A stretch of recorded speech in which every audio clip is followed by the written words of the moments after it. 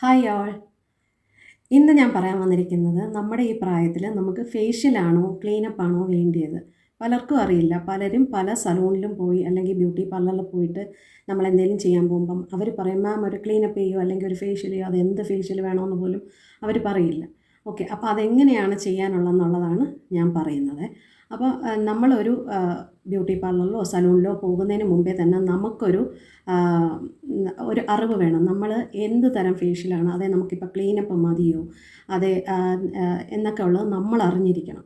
നമ്മളറിയാന്ന് വെച്ചാൽ നമ്മുടെ മുഖത്തിന് അപ്പോഴും നമുക്ക് എന്താണോ വേണ്ടിയത്. ചിലർക്ക് ഇവിടെയൊക്കെ പിഗ്മെൻറ്റേഷൻ ആയിരിക്കും, ചിലർക്ക് ബ്ലാക്ക് ഹെഡ്സും വൈറ്റ് ഹെഡ്സും കൂടുതലായിരിക്കും, ചിലർക്ക് ഡൾനെസ് ആയിരിക്കും, അല്ലെങ്കിൽ സൺ ടാൻ ആയിരിക്കും. ഇങ്ങനെ പല കാര്യങ്ങളുണ്ട്. അപ്പം നമുക്ക് ആ സമയത്ത് നമുക്ക് എന്താണോ വേണ്ടിയത് അത് നമ്മൾ അവരോട് പറയുക.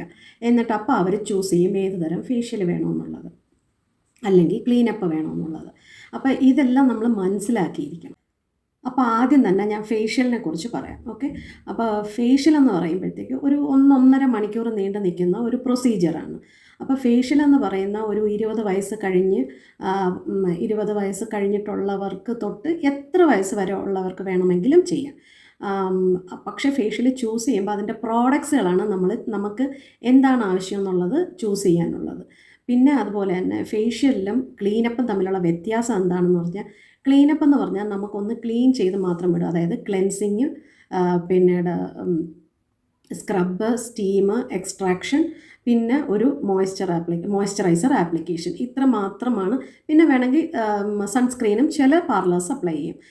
ഇത്രയേ ഉള്ളൂ ക്ലീനപ്പിൽ. അതേസമയം അതൊരു 30 മിനിറ്റ് കൊണ്ട് തീരുകയും ചെയ്യും.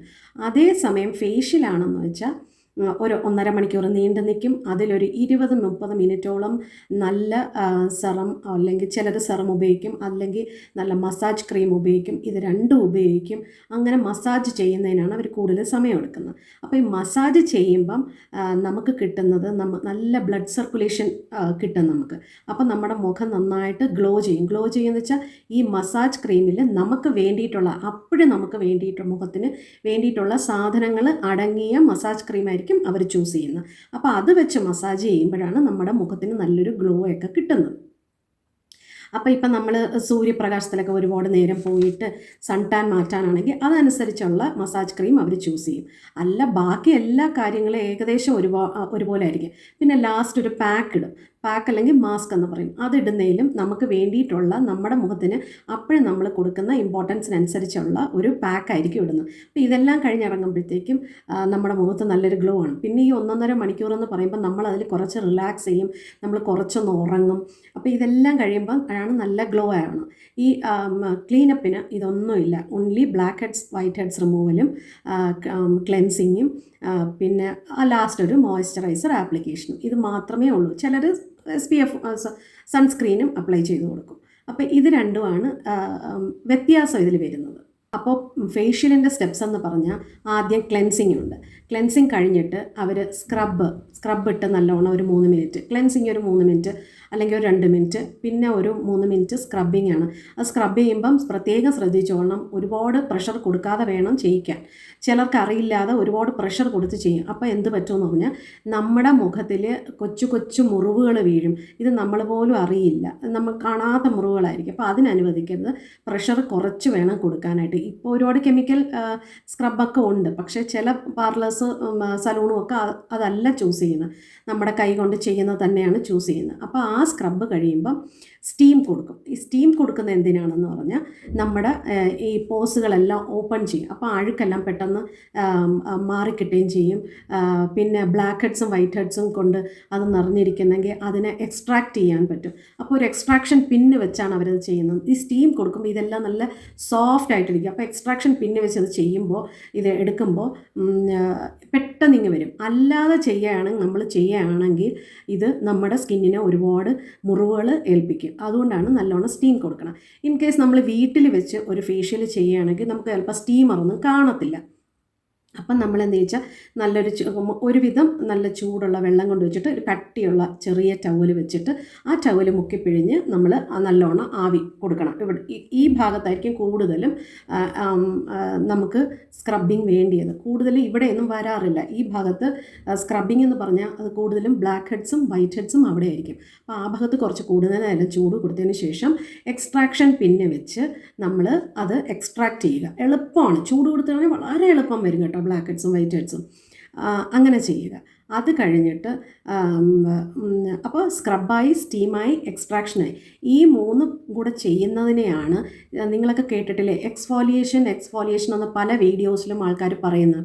അപ്പോൾ എൻ്റെ പ്രായത്തിലുള്ള പല അമ്മമാർക്കും അല്ലെങ്കിൽ സ്ത്രീകൾക്കും ഒന്നും ചിലപ്പോൾ അറിയണമെന്നില്ല അതെന്തുവാണെന്ന്. ഈ പിള്ളേർ അത് വിശദീകരിച്ച് പറയത്തുമില്ല. അപ്പോൾ ഇത് മൂന്നും കൂടെ ചേർന്നതാണ് എക്സ്ഫോലിയേഷൻ എന്ന് പറയുന്നത്. ഓക്കെ, അതായത് സ്ക്രബ്, സ്റ്റീം, എക്സ്ട്രാക്ഷൻ. ഇനി എക്സ്ഫോലിയേറ്റ് എന്ന് മാത്രം പറയുകയാണെങ്കിൽ അവർ സ്ക്രബ് മാത്രമാണ് ഉപയോഗിക്കുന്നത്. അതുകൂടെ നിങ്ങളുടെ അറിവിലേക്കാണ് ഞാൻ പറഞ്ഞു തരാണ്. എക്സ്ഫോലിയേഷൻ എന്ന് പറഞ്ഞാൽ ഇത് മൂന്നും ചേർന്ന്. ഇനി ഇത് മൂന്നും കഴിഞ്ഞിട്ട് പെട്ടെന്ന് തന്നെ നമ്മൾ എന്തോ ചെയ്യണം, നമ്മുടെ ഈ രോമകൂപങ്ങൾ അല്ലെങ്കിൽ പോസ് എല്ലാം ഓപ്പൺ ആയിട്ടിരിക്കുമല്ലോ, അതിനെ തിരിച്ച് നമ്മൾ നമ്മുടെ സാധാരണ രീതിയിലുള്ള ഷ്രിങ്ക് ചെയ്യിപ്പിക്കണം. അതായത് അതിനെ അടയ്ക്കണം. ആ പോസിനെല്ലാം ഒരുവിധം അടയ്ക്കണം. അതിന് വേണ്ടിയിട്ട് നമ്മൾ ടോണർ ആപ്ലിക്കേഷനാണ്. ടോണർ അതിനാണ് ഉപയോഗിക്കുന്നത്. കാരണം നമ്മുടെ സ്കിന്നിനൊരു pH വാല്യൂ ഉണ്ട്. ആ pH വാല്യൂ എപ്പോഴും നല്ലതായിട്ടിരിക്കണം. ഇത് നമ്മൾ എക്സ്ഫോലിയേഷനൊക്കെ ചെയ്യുമ്പോൾ pH വാല്യൂ കുറച്ചങ്ങ് ഇൻക്രീസ് ആവും. തിരിച്ച് അതിനെ കൊണ്ടുവരാനായിട്ട്, ആ കറക്റ്റ് വാല്യൂയിൽ കൊണ്ടുവരാൻ വേണ്ടിയാണ് നമ്മൾ ടോണർ അപ്ലൈ ചെയ്യുന്നത്. അപ്പോൾ ടോണർ അപ്ലൈ ചെയ്യുമ്പോൾ നമ്മുടെ സ്കിന്നിന് ഒരു കാംനെസ്സും കൊടുക്കും, വളരെ ഒരു സൂത്തിങ് എഫക്റ്റും കൊടുക്കും. അതിന് നല്ല റോസ് വാട്ടർ ആയാലും മതി. അപ്പം ഇതാണ് ചെയ്യാനുള്ളത്. പിന്നെ മുഖക്കുരു ഉള്ള കുട്ടികളാണെങ്കിൽ, ഇപ്പോൾ കുട്ടികളുടെ കാര്യം എടുക്കുകയാണെങ്കിൽ, മുഖക്കുരു ഉള്ള കുട്ടികളാണെങ്കിൽ സ്റ്റീം ചെയ്യുമ്പോൾ ഭയങ്കരമായിട്ട് പഴുത്തൊക്കെ നിൽക്കുന്ന മുഖക്കുരു ഉണ്ടെങ്കിൽ അവിടെ ഒരു കോട്ടൺ വെച്ചങ്ങ് മറയ്ക്കണം. അതായത് പഞ്ഞി എടുത്തിട്ട് അവിടെ പതുക്കെ അങ്ങ് മറയ്ക്കണം. കുറച്ച് റോസ് വാട്ടർ എല്ലാം കൊടുത്ത് അവിടെ അങ്ങ് ഒട്ടിച്ച് വെച്ചിട്ട് വേണം ബാക്കി ഭാഗത്ത് സ്റ്റീം കൊടുക്കാൻ. അതും എപ്പോഴും നിങ്ങൾക്ക് അറിഞ്ഞിരിക്കണം. ഓക്കെ, എന്നിട്ട് പിന്നെ എക്സ്ട്രാക്ട് ചെയ്യുക, ബാക്കി ഭാഗം എക്സ്ട്രാക്ട് ചെയ്യുക. അപ്പോൾ ഇത് നിങ്ങളുടെ അറിവിലേക്കാണ് ഞാൻ പറഞ്ഞു തരുന്നത്. അതായത് നിങ്ങളുടെ വീട്ടിൽ പിള്ളേരുണ്ടെങ്കിൽ അങ്ങനെ ചെയ്യുകയാണെങ്കിൽ ഇതൊന്ന് കെയർഫുള്ളായിട്ട് ഇരിക്കണം. അപ്പോൾ ക്ലീനപ്പും ഫേഷ്യലും, അപ്പോൾ ക്ലീനപ്പിന് ഡെഡ് സ്കിൻ സെൽസ് റിമൂവ് ചെയ്യും, ഫേഷ്യലിനും അത് ചെയ്യുന്നുണ്ട്. കാരണം ക്ലീനപ്പ് ഈ ഫേഷ്യൽ ചെയ്യുന്ന സമയത്ത് ഫുൾ ക്ലീനപ്പ് പ്രൊസീജിയറും കൂടെ വരെയാണ്. അപ്പോൾ നിങ്ങൾ എക്സ്ട്രാ ഫേഷ്യലിന് വരുന്നത് വെച്ചാൽ ഈ മസാജും പാക്കും ഒക്കെയാണ് എക്സ്ട്രാ വരുന്നത്. ബാക്കിയെല്ലാം ഈ ക്ലീനപ്പ് ഫേഷ്യലിന് വരും.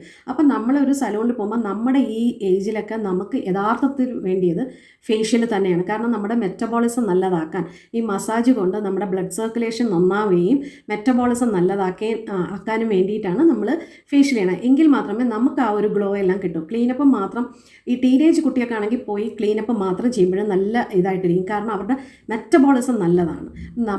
നമുക്കായിട്ട് ചെയ്യണമെങ്കിൽ, നമ്മുടെ ഏജിലുള്ളവർ ചെയ്യണമെങ്കിൽ കഴിവതും ഫേഷ്യലാണ് ചൂസ് ചെയ്യാൻ ഞാൻ പറയുക. പിന്നെ ഫേഷ്യൽ പലരും പല രീതിയിലും ചെയ്യാറുണ്ട്. പല രീതിയിൽ വെച്ചാൽ നിങ്ങൾക്ക് അറിയാമെന്നുള്ളൊരു പാർലറിൽ പോയി ഒരാൾ തന്നെയാണ് എല്ലാ മാസവും നിങ്ങൾക്ക് ചെയ്യുന്നെങ്കിൽ ഓക്കെ, കുഴപ്പമില്ല. ഈ പലരും വന്ന് ചെയ്ത് കഴിയുമ്പോൾ എന്താ വെച്ചാൽ പലരുടെ കയ്യിലും പലമാതിരിയുള്ള പ്രഷറാണ്. അപ്പോൾ അതിനേക്കാളും നല്ല നിങ്ങൾക്ക് പേഴ്സണലായിട്ട് അറിയാമെന്നുള്ള ഏതെങ്കിലും നല്ല തെറാപ്പിസ്റ്റുകളെ കൊണ്ട് ചെയ്യിക്കുന്നതായിരിക്കും നല്ലത്. പിന്നെ അതുപോലെ ഫേഷ്യൽ എന്ന് വെച്ചാൽ ഒരുപാട് തരം ഫേഷ്യലുണ്ട്. ആൻറ്റി ഏജിങ്ങിനുള്ളതുണ്ട്, പിന്നെ പിമ്പിൾസിനുള്ളതുണ്ട്, പിന്നെ ഡ്രൈ സ്കിന്ന്, ഓയിലി സ്കിന്ന്. അപ്പോൾ ഇതിനെല്ലാം ഈ മസാജ് മീഡിയമാണ് ഇവർ കറക്റ്റിന് ചൂസ് ചെയ്യുന്നത്. പിന്നെ ലാസ്റ്റിലിടുന്ന മാസ്ക്. അപ്പം നിങ്ങൾക്ക് എന്താണോ നിങ്ങളുടെ ആവശ്യം, ഇപ്പം നിങ്ങൾക്കൊരു കല്യാണം വരുന്നു, കുടുംബത്തിലൊരു കല്യാണം വന്നിരുമ്പോൾ നിങ്ങൾക്ക് ഒന്ന് ഫേഷ്യൽ ചെയ്യണം. എപ്പോഴും ചെയ്യണം, നിങ്ങൾ തൊട്ട് തലേന്ന് പോയി ചെയ്യരുത്. ഒരു 2 ദിവസം മുന്നേ പോയി ചെയ്താൽ മാത്രമേ നിങ്ങൾക്ക് ആ കല്യാണ ദിവസത്തിൽ നല്ല ഗ്ലോ ആയിട്ട് നിൽക്കാൻ പറ്റൂ. ഇനി ചെയ്ത് കഴിഞ്ഞാലും 24 മണിക്കൂറത്തേക്ക് നിങ്ങൾ വെയിലത്ത് ഇറങ്ങിയോ അല്ലെങ്കിൽ നിങ്ങൾ സാധാരണ ഇപ്പം ജിമ്മിലും സ്വിമ്മിങ്ങിനും ഒക്കെ പോകുന്ന ആൾക്കാരാണെങ്കിൽ അതൊന്നും ചെയ്യാതിരിക്കുക. കാരണം ഇത്രയും നല്ലൊരു ട്രീറ്റ്മെൻറ്റ് നമ്മൾ പോയുള്ള പൈസ എല്ലാം കൊടുത്ത് ചെയ്യുമ്പോൾ നമ്മൾ മാക്സിമം അതിനെ സൂക്ഷിച്ച് വയ്ക്കുക. അല്ലാതെ പോയി സൂര്യപ്രകാശത്തിലും ഇറങ്ങി നമ്മൾ സ്വിമ്മിങ്ങിനും പോയി ജിമ്മിങ്ങിനും ഒക്കെ പോയി കഴിയുമ്പോൾ ഈ ഗ്ലോ ഒന്നും കിട്ടത്തില്ല. അപ്പം നിങ്ങൾ ഒരു 2 ദിവസം മുന്നേ പോയി നല്ലൊരു ഫേഷ്യൽ എടുത്തിട്ട് നിങ്ങൾ കല്യാണത്തിൻ്റെ അന്ന് ഒരുങ്ങുകയാണെങ്കിൽ നിങ്ങൾ നന്നായിട്ട് മുഖം ഇരിക്കും. ഇത് 100% ഷുവറാണ്. അല്ലാതെ തൊട്ട് തലേന്ന് പോയി ചെയ്യരുത്. തൊട്ട് തലേന്ന് പോയി ചെയ്ത് കഴിഞ്ഞാൽ നിങ്ങൾക്കത് കിട്ടത്തില്ല. പിന്നെ അതുപോലെ തന്നെ പിന്നെ ചിലർ പറയും, ചിലരുടെ അഭിപ്രായമാണ്, അതായത് കല്യാണത്തിന് ഇപ്പം നമ്മൾ നല്ല രീതിയിൽ ഫൗണ്ടേഷനൊക്കെ ഒരുപാട് ഇടുന്നവരാണെങ്കിൽ ഈ ഫേഷ്യൽ അത് കഴിഞ്ഞ് ചെയ്താൽ പോരെ എന്ന് ചോദിക്കും. കാരണം ഈ ഫൗണ്ടേഷനും ഇതുമെല്ലാം കൊണ്ട് നമ്മുടെ പോസ് എല്ലാം അടഞ്ഞിരിക്കുക, നമ്മൾ നേരെ ക്ലീൻ ചെയ്യാതിരിക്കുകയോ ഒക്കെ ചെയ്യുകയാണെങ്കിൽ നമുക്കൊരു പാർലറിൽ പോയി ഒരു ക്ലീനപ്പോ അല്ലെങ്കിൽ ഒരു ഫേഷ്യലോ ചെയ്യാം. പക്ഷേ കല്യാണമൊക്കെ ആകുമ്പോൾ ഒരു ഫേഷ്യൽ ഒരു 2 ദിവസം മുന്നേ ചെയ്യുമ്പോൾ നമ്മുടെ മുഖത്തിന് നല്ലൊരു പ്രസന്നത തോന്നും. അത് കഴിഞ്ഞിട്ട് നിങ്ങൾക്ക് വേണമെങ്കിൽ നല്ല രീതിയിൽ ഇപ്പോൾ ഫൗണ്ടേഷനൊക്കെ ഇടുന്നവരാണെങ്കിൽ നല്ല രീതിയിൽ ഒരു ക്ലീനപ്പ് ചെയ്യുക. കാരണം പലർക്കും അത് ഇങ്ങനെ നന്നായിട്ട് ക്ലീൻ ചെയ്യണമെന്ന് പറഞ്ഞുകൂടാ. അങ്ങനെയാണെങ്കിൽ അങ്ങനെയുള്ളവർ പാർലേഴ്സിലോ സലൂണിലോ പോയിട്ട് ഒരു ക്ലീനപ്പ് ചെയ്യുക.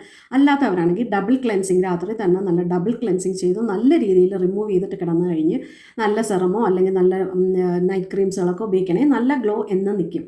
അപ്പം ഇതെല്ലാമാണ് എനിക്ക് പറയാനുള്ളത്. അപ്പം നമ്മളെ പോലെ തന്നെ എന്നെപ്പോലെ ഏജുള്ള അമ്മമാരും സ്ത്രീകളും ഒക്കെ ആണെങ്കിൽ ഇപ്പോൾ അത്യാവശ്യത്തിന് പോയി ക്ലീനപ്പ് ചെയ്യേണ്ടതെന്ന് പറഞ്ഞാൽ, പക്ഷേ നിങ്ങൾ ചൂസ് ചെയ്യുമ്പോൾ നിങ്ങൾ ചെന്ന് നിങ്ങൾക്ക് വേണ്ടിയിട്ടുള്ള കാര്യങ്ങൾ പാർലറിലോ അല്ലെങ്കിൽ സലൂണിലോ പോയി പറയുക. എനിക്ക് ഇങ്ങനെയാണ്, എനിക്ക് ഭയങ്കര കരുവാളിപ്പാണ്, അത് കുറയ്ക്കണം. അല്ലെങ്കിൽ ചില ട്രീറ്റ്മെൻറ്റ്സുകളുണ്ട്, എല്ലാ മാസവും അവർ തന്നെ പറയും ഇത് കുറയും, ഒരു മാസത്തിൽ 2 പ്രാവശ്യം വെച്ചോ അല്ലെങ്കിൽ മാസത്തിൽ 1 തവണ വെച്ചോ കുറേ നാളത്തേക്ക് വരാൻ പറയും. അങ്ങനെയൊക്കെയുള്ള ട്രീറ്റ്മെൻറ്റുകൾ ചെയ്യുന്ന പാർലേഴ്സും സലൂൺസും ഒക്കെ ഉണ്ട്.